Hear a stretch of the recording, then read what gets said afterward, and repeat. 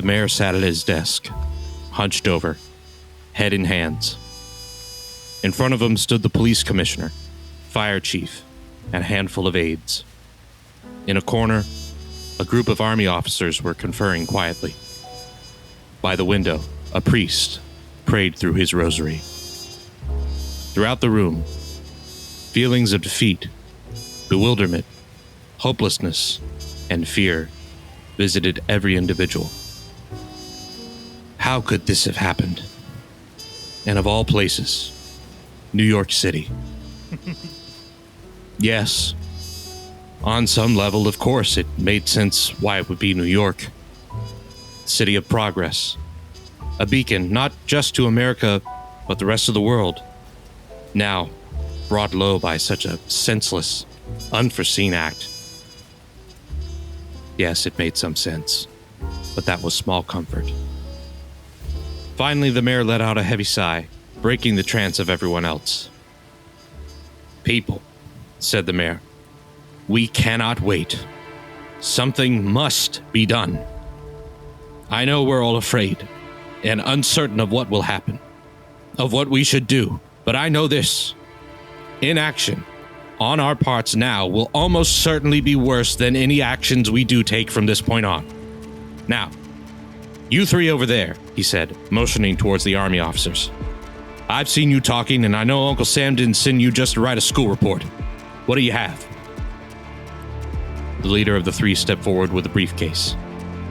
He set it on the mayor's desk, opening it with the trepidation of a bomb diffuser. Out of it, he pulled a simple manila folder, his sweaty palm trembling as he handed it to the mayor. The mayor opened it, glanced at the contents, then shut it closed.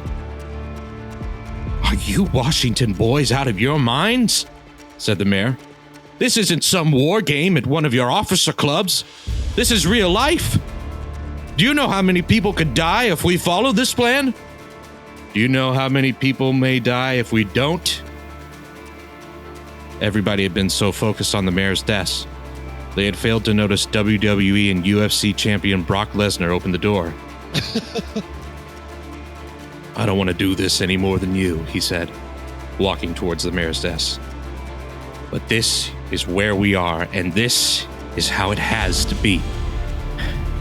This plan is absurd, said the mayor. The whole situation is absurd, shouted Brock, slamming his fist onto the desk, breaking it in two. I'm not the one who decided to go to a lost island, bring back a giant gorilla, then throw a publicity stunt with the blonde bombshell he's hot and heavy for in the front row.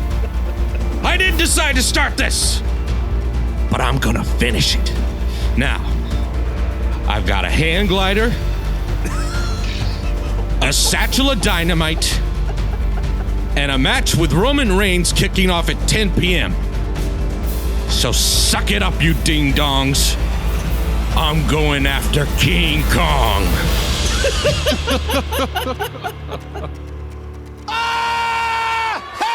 Okay.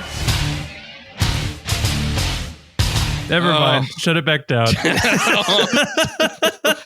Oh, man. You know where you're at. You're in the Broctagon. I'm Cameron. That's Sean. That's Aaron. Hey. Fellas, we got a real interesting listener question. Boy, do we. Yeah, let me just read it off to you guys. Hi, Broctagon. I recently got married to the love of my life. Congratulations. As I stood there in my wedding dress, surrounded by friends and loved ones, the only thing I could think about was one question. Could Brock Lesnar stop King Kong, and that is rescue the girl and incapacitate him so that he's no longer a threat, if all he had was a hand glider and a satchel of dynamite? This ruined my wedding, and I blame you for it. Ashley from Kansas City, Missouri. Thank you, Ashley, I think. And I'm sorry that our podcast ruined your wedding. But we got a great question out of it, I think. Another in a long line of ruined weddings due to the Broctagon. Romance smolders in ashes thanks to this show. This is tough. Didn't King Kong, doesn't Godzilla shoot a giant laser at his face and he's just phased by it? Isn't that a thing? That's modern day King Kong. Like that's CGI King Kong. Are we talking Jack Black or are we talking like 30s or 20s or whatever it is? I'm talking 30s. Okay. The 30s one, like they just felt like had some biplanes go up and like riddle him with some machine guns, and he was like pretty messed up from that. Yeah. So Brock he not only has to stop King Kong, he has to save the woman? Yeah. That's tough, right? I think it's a lot better if he can just save the woman, that counts as a win. Saving the woman's the hardest part. He's got a satchel of dynamite. I mean, I think Brock Lesnar could probably kill her like 8 times out of 10. That might be the only scenario I see as possible here. I love the idea that he sees this situation unfolding and he's like, oh no, I'll help you, King Kong. Stay right where you are. He just starts swatting at the airplanes like King Kong. He's also holding on. Cam, is King Kong on the Empire State Building? Oh, like he's like climbed way up. Yeah, he's like at the top. So you see how rescuing the woman is kind of tough. I don't think he ever rescues the woman. No. Like I have a lot of faith in Brock Lesnar, but not in this situation. Yeah, why don't we make it one or the other? It's like save the woman or blow up King Kong or incapacitate, right? Incapacitate King Kong. Yeah. I'll tell you what though. King Kong is pretty infatuated with the woman. I think he would keep holding on to her. At his own detriment. Yeah. Yeah. Even to the point of like having sticks of dynamite thrown at him. All right, how about this? Brock Lesnar does the switcheroo. He fills a mannequin with dynamite. Distracts the gorilla. Then he grabs the gorilla. Then he grabs the mannequin and the mannequin explodes. I thought when you said switcheroo, it's Brock Lesnar dresses up as the woman in the dress with a wig. That's probably a better place to start, right? I think that's better. I like that better. So Brock is in the hands of King Kong. And he has a satchel full of dynamite. How many times could he win? He could probably, I mean, it would end him, but he could blow King Kong's hand off. That would be a pretty good start. Yeah. I'm watching the 1933 King Kong right now. Okay. Everything else aside, the special effects for that time were like groundbreaking. I never got why that movie has such why it held such a place in American life. And then I remember there were pretty much no movies. So you could do anything and it was going to land. Yeah, to us, this just looks like an action figure badly being moved around. But in 1933, this was like Avatar. Now I'm just trying to figure out what other movies it would be fun if Brock Lesnar just showed up with a hang glider and dynamite. Yeah. 27 dresses.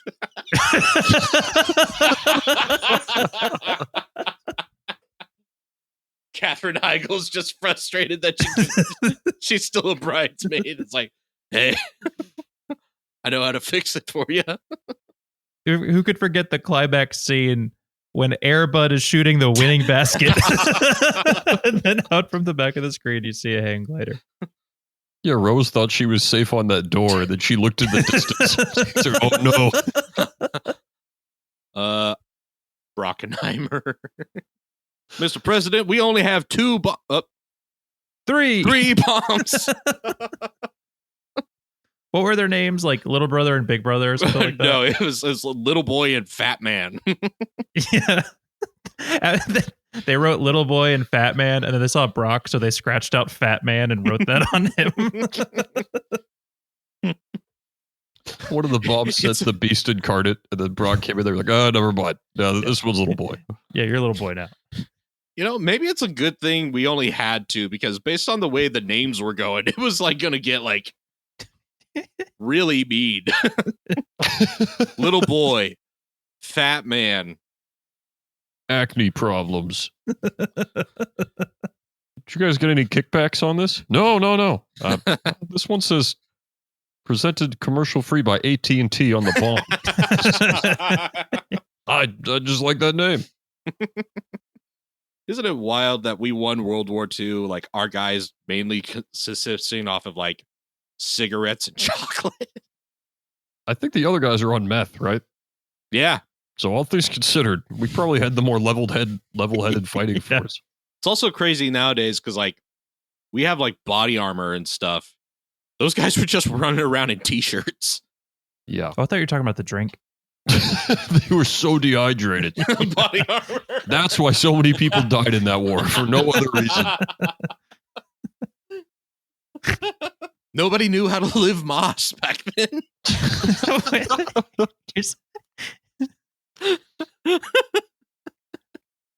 The boys are fighting at the Alamo, drinking Baja Blast and shooting out the windows.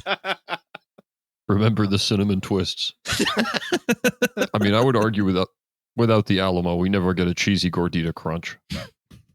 Like, that has to happen that way. Yeah, Davy Crockett was on his deathbed. And he's like, guys, imagine if the shell was a Dorito. And they're like, what's a Dorito? And he's like, you'll see. He just keels over. That's why they lost. Like, everyone was on the front lines fighting, and he's like, we could put powdered cheese on the chips. Guys, look at this. Look at this. Please, sir, the troops need you. No. The Cool Ranch. There's going to be Cool Ranch. Cameron, you being the history buff, was it Valley Forge where a bunch of them died? Yeah, mostly from like disease and stuff. So knowing what we know now about modern nutrition and the human body back then. They just had like the G2 Gatorade fuel, whatever. You think they come out of that victorious? I was going to ask if there was a 24-hour Taco Bell at Valley Forge.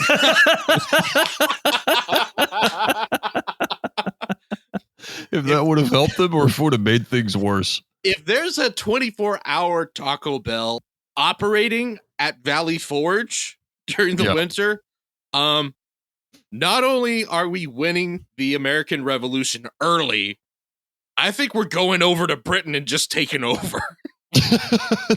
Like, it's the island of America. Washington gets in that crossing the Delaware boat all the way across to the Atlantic.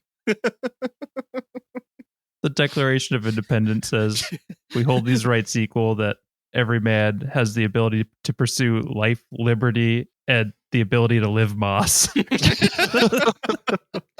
We hold these truths to be self-evident. Yeah. Pick 2 for $4.99. Instead of the Bill of Rights, they call it the Cravings Deal. Yeah. Will that complete your order? Oh, no, I'm sorry. I have an amendment.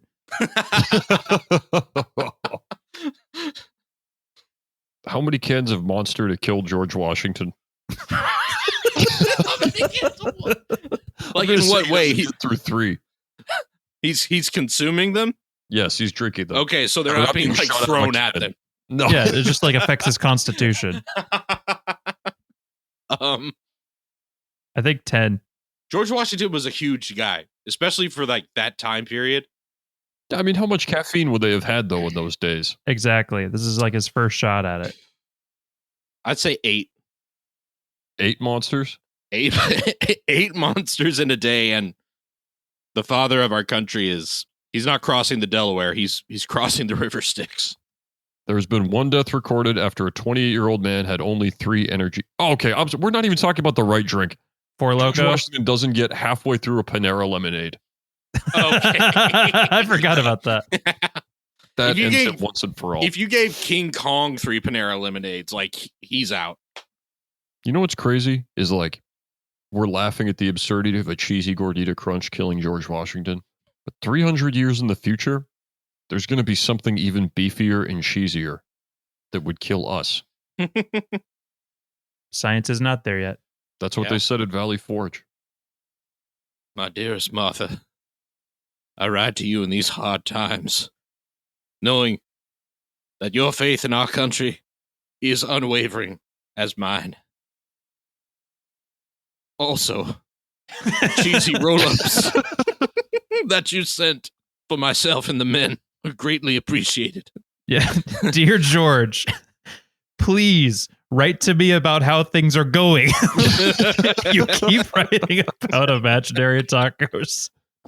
All right, Ashley, we've opted to not talk about your question at all and instead discuss George Washington. But since we have already hurt your marriage, we do owe you numbers. Yeah. Brock wins 0 times out of 10. This is a 0. I'll be optimistic and give him a 1. Wow. He escaped. He escaped the first ever 000. That would have been historic. That would have been historic. Yeah. Well, good thing it didn't happen. That's another episode of the Broctagon. I'm Sean. That's Cam. That's Aaron. Be sure to join us next week. Great guest coming on the show. Multi-time MLB All-Star Buster Posey is going to be here. He's here promoting his new book about his career into bread making. The Catcher in the Rye. Shame on you. Shame on you, Buster Posey. We'll see you next time.